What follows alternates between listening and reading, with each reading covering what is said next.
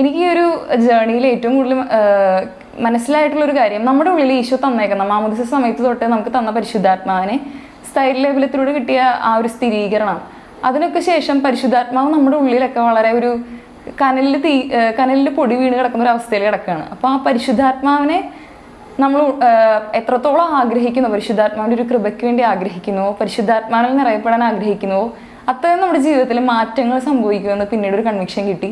അങ്ങനെ പിന്നെ പരിശുദ്ധാത്മാവിനോട് കൂടുതൽ സംസാരിക്കാനും പരിശുദ്ധാത്മാവിൻ്റെ ഒരു സ്വരം കേൾക്കാനും അങ്ങനെയുള്ളൊരു രീതിയിലേക്ക് കുറച്ചും കൂടി ഒന്ന് കർത്താവിനെ മോൾഡ് ചെയ്തെടുത്തു.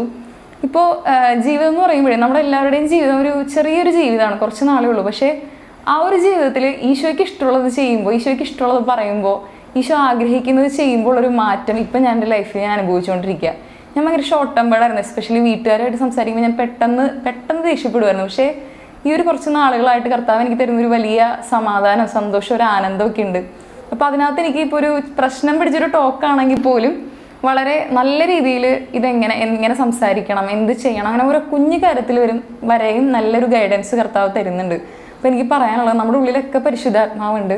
ആ പരിശുദ്ധാത്മാവിൻ്റെ സഹായത്തോടെ പിതാവായ ദൈവത്തെയും ഈശോയെയും സ്നേഹിച്ചുകൊണ്ട് നല്ലൊരു ജീവിതം അവരാഗ്രഹിക്കുന്ന രീതിയിൽ ജീവിക്കാനുള്ള കൃപയ്ക്ക് വേണ്ടി നമുക്ക് പ്രാർത്ഥിക്കാം.